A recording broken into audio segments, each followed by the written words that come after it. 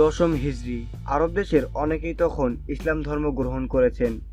মহানবী হযরত মুহাম্মদ সাল্লাম মানুষের কাছে পৌঁছে দিয়েছেন সত্য, ন্যায় ও মানবতার বাণী। ইসলামের এ বাণী তখন দিকে দিকে ছড়িয়ে পড়েছে। দশম হিজরির হজের সময় এসে গেল। মহানবী হযরত মুহাম্মদ সাল্লাম অন্তরের গভীরে কাবার আহ্বান অনুভব করলেন। তিনি স্থির করলেন সাহাবীদের সঙ্গে নিয়ে হজ পালন করবেন। এই সংবাদ চারদিকে দ্রুত ছড়িয়ে পড়ল।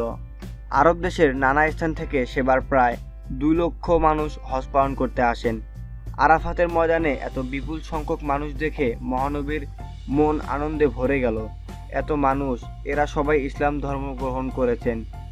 জবালে রাহমাত নামক পাহাড়ে দাঁড়িয়ে তিনি সমবেত মানুষের উদ্দেশ্যে ভাষণ দিলেন। হজ উপলক্ষে আরাফাত ময়দানে নবীজি সাল্লাল্লাহু সাল্লাম এটিই শেষ ভাষণ, আর তাই এটি বিদায় হজের ভাষণ নামে খ্যাত।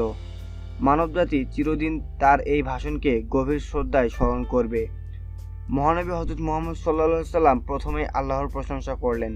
তারপর সমবেত মানুষের দিকে তাকিয়ে তিনি বললেন, তোমরা আমার কথা মনোযোগ দিয়ে শোনো।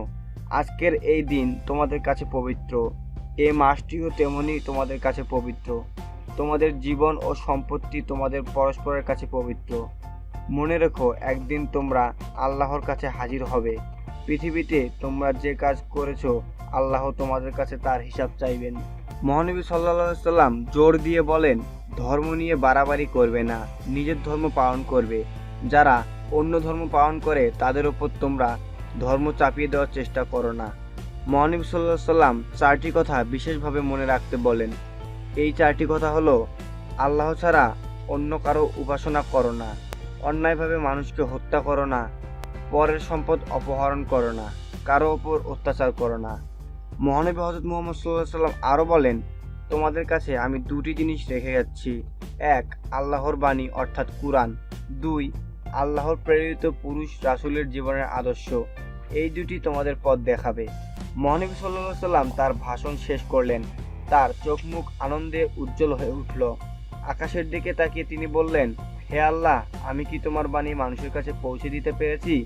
আরাফাতের ময়দান থেকে লক্ষ লক্ষ কণ্ঠে ভেসে আসলো, হ্যাঁ, আপনি পেরেছেন।